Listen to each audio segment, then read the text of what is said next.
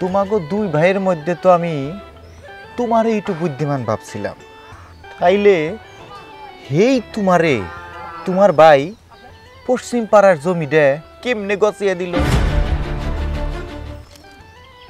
তোমার ভাইয়ের জমিতে বছরে কমপক্ষে 3 বার ফসল হয়, আর তোমারে যে জমিটা দিছে ওইটার মধ্যে সারা বছর পোলাপানের ডাঙ্গুলি খেলে। আচ্ছা কত, ওইটা কি তোমার আপন ভাই না সৎ ভাই? কেমনে পারে? আপনি ঠিকই কইছেন কাকা, আজই আমি ওই হারামির বাচ্চার একটা ব্যবস্থা করতেছি। ও পাইছেটা কি? ও আমারে ঠকাইবো। কাকা আপনি আমার চোখ খুলে দিছেন, আমি এক্ষুনি যাইতাছি। ডোজ মনে হয় জায়গা মতোই পড়ছে।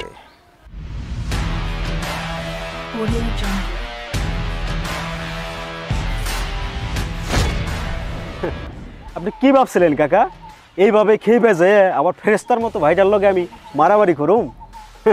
আপনার তো আমি অনেক আগে থেকেই চিনি।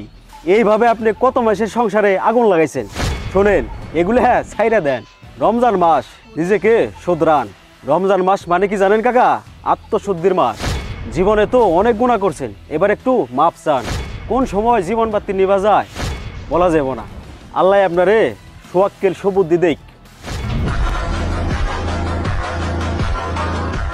একটি সুখের সংসারকে ধ্বংসে নিপতিত করার জন্য এরকম একজন ক্লিকবাজ লোকই যথেষ্ট।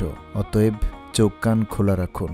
আপনার সুখ দেখে অনেকেই আসবে আপনার সংসারে অশান্তি লাগাতে।